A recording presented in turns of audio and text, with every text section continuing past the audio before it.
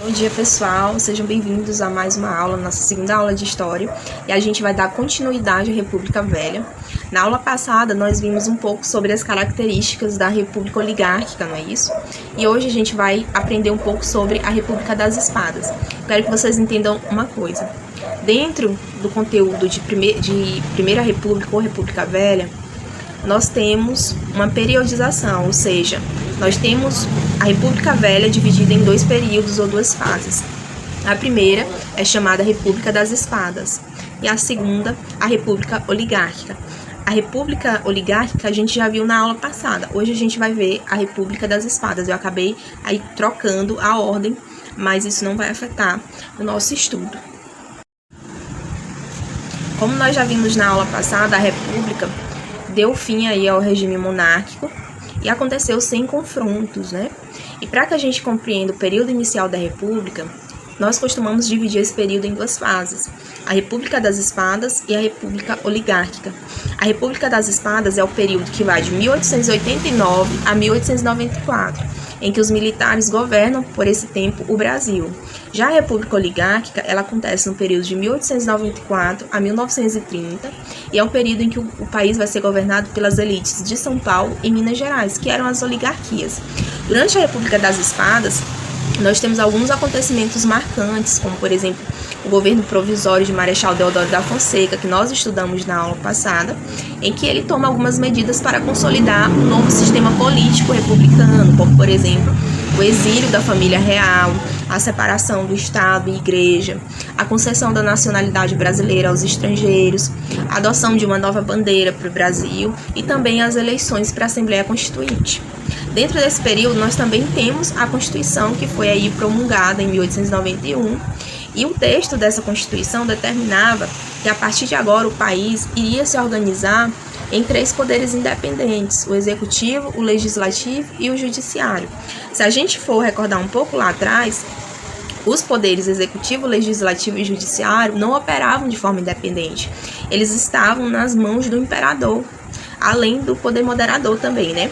Mas o poder moderador ele não entra aqui nessa Constituição e nela nós temos aí a independência desses três poderes. Eles iam trabalhar de forma independente, cada qual fazia a sua parte. O Executivo ele ficava responsável por executar as atividades, o Legislativo ia formular leis e o Judiciário ia cuidar da justiça.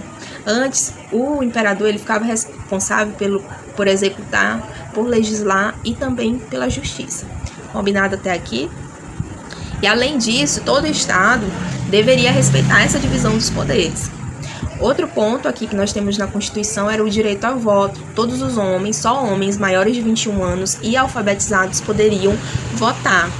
E aí nós temos um fato interessante para chamar a atenção, que essa Constituição ela acabou retirando o direito ao voto tanto das mulheres como dos frades, mendigos, analfabetos, soldados, os negros. E sendo que cerca de 65% da população era analfabeta. A cada 100 brasileiros, apenas 2 ou 3 atendiam às exigências para serem eleitores. Portanto, essa Constituição ela acabou excluindo grande parte da população do processo político. Se somente homens alfabetizados poderiam votar, poucas pessoas então teriam direito a exercer a cidadania. Aí dentro desse período do governo provisório de Marechal Deodoro da Fonseca, nós temos a política econômica de Rui Barbosa. Vocês já ouviram falar muito sobre o nome, né? Rui Barbosa.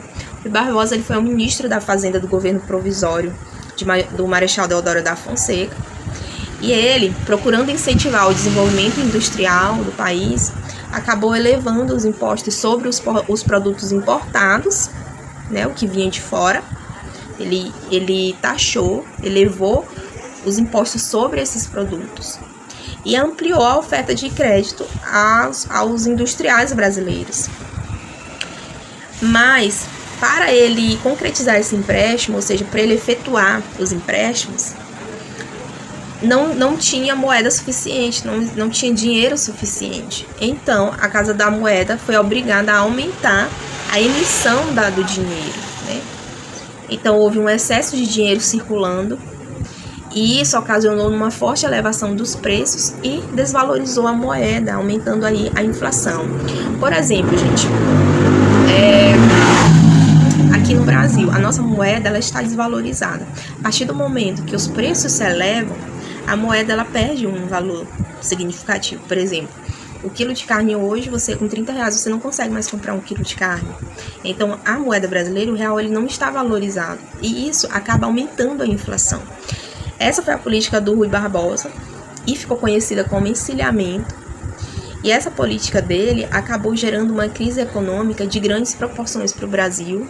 Né? O Brasil acabou se endividando, muitas empresas acabaram falindo. O país tomou aí um calote dos empréstimos que ele efetuou e o Rui Barbosa acabou se demitindo do cargo de ministro da Fazenda. Em seguida, aí nós temos as eleições indiretas, ou seja, aquelas eleições que não aconteciam por voto dos cidadãos, mas sim acontecia através dos representantes do povo, né? Do parlamento, etc. E essas eleições elas eram para presidente e também vice, onde o Marechal Deodoro da Fonseca acaba vencendo e o seu vice foi o Floriano Peixoto. Mas o novo mandato de Marechal Deodoro da Fonseca foi marcado por atritos entre o presidente e o Congresso. E aí o Congresso acabou aprovando um projeto de lei que restringiu o poder do Marechal Deodoro da Fonseca. E em resposta a isso, ele acabou mandando fechar o Congresso. Isso de fechar o Congresso, gente, é uma atitude autoritária do governante. Ele não pode fechar o Congresso. É como se ele quisesse silenciar, né, as pessoas. E essa medida dele de fechar o Congresso acabou provocando reações negativas da população. E aí ele, temendo uma guerra civil, ou seja, uma guerra interna aqui, né, no Brasil, ele acabou renunciando do cargo de presidente e o seu vice, o Floriano Peixoto, assumiu a presidência.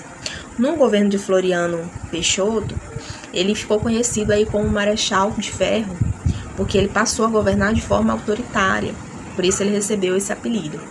O Floriano Peixoto tomou algumas medidas, como por exemplo, ele reabriu o Congresso, implantou medidas que atendiam às necessidades das camadas populares, ou seja, aquelas camadas pobres, como diminuição dos impostos sobre a carne, sobre o aluguel e também sobre a construção das casas. Apesar de tudo isso que ele fez, ele acabou sofrendo oposição tanto de civis, que eram pessoas comuns, né, como também dos militares. E aí, no início de 1892, aconteceram alguns levantes armados exigindo novas eleições. As pessoas não queriam Marechal como presidente da República. No ano seguinte, aconteceu uma revolta chamada Revolta Armada, em que os oficiais da Marinha tomaram alguns navios do Rio de Janeiro como uma forma de exigir que o presidente abdicasse do cargo, mas ele acabou dando uma resposta dura, né, e venceu os revoltosos. Então esse é o período que a gente chama da República das Espadas, que foi o período que o Brasil foi governado por dois presidentes militares, Marechal Deodoro da Fonseca e o Floriano Peixoto. Terminado esse período, nós temos a República Oligárquica, que a gente viu algumas características desse período na aula passada. A República Oligárquica marca o fim dos governos de militares e o início dos governos de oligarquias latifundiárias. Foi nesse cenário que a gente, como nós vimos na aula passada, se destacam o coronelismo, o voto do cabresto, a política dos governadores e etc. A política dos governadores e o coronelismo é essa troca de favores entre os eleitores e os coronéis, né? Lembrando que as eleições nesse período eram feitas por meio de voto aberto. Os coronéis mandavam seus jagunços vigiarem a votação para pressionar os eleitores. E aqui dentro desse cenário também, da República Oligárquica, nós temos a política do café com leite. Como nós vimos na aula passada, as elites representavam as oligarquias dos estados, consolidando aí seu poder através do coronelismo, né, onde havia esse controle dos eleitores. Em seguida, nós vimos sobre a política dos governadores, em que os coronéis passam a apoiar e influenciar na política nacional em troca de benefícios prestados pelo governo federal. Essa política dos governadores acaba se tornando a política do café com leite. No início da República, São Paulo e Minas Gerais, os dois estados, né, representavam as principais forças políticas do país. Os paulistas eram responsáveis pela maior parte da produção de café e os mineiros eram responsáveis pela criação do gado leiteiro. Ambos eram estados populosos e tinham também um maior número de eleitores que os demais estados do Brasil. Então, a política do café com leite nada mais era do que o revezamento na presidência da República entre os políticos de São Paulo e os políticos de Minas Gerais, ou seja, como esses dois estados eles eram tanto os mais populosos como os países que tinham mais os estados que tinham mais eleitores no Brasil, e também eles eram responsáveis por movimentar a economia do Brasil, eles se acharam no direito de fazer esse revezamento, né? Um ano o presidente da República era um mineiro, daqui a 4 anos um paulista, daqui a 4 anos um mineiro, daqui a 4 anos um paulista. E ficava esse revezamento somente entre políticos desses dois estados. Para além desses dois fatores que garantiram o controle exclusivo do poder na Primeira República, tanto de Minas como de São Paulo, há também outras questões a serem consideradas, como, por exemplo, Minas Gerais não era somente a maior produtora de leite do país, como também possuía um número de 37 deputados na Câmara, o que era a maioria, né? Na Câmara não, no Congresso. E além também de ser o segundo maior produtor de café do Brasil, e Minas ficou sendo o segundo maior produtor de café até 1920.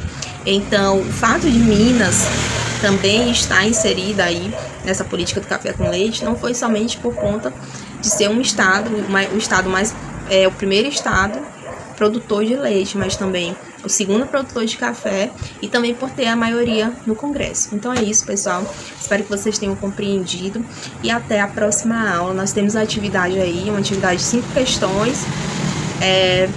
As respostas estão tanto na aula, quem assistiu a aula vai conseguir responder, como também quem fizer a leitura do texto.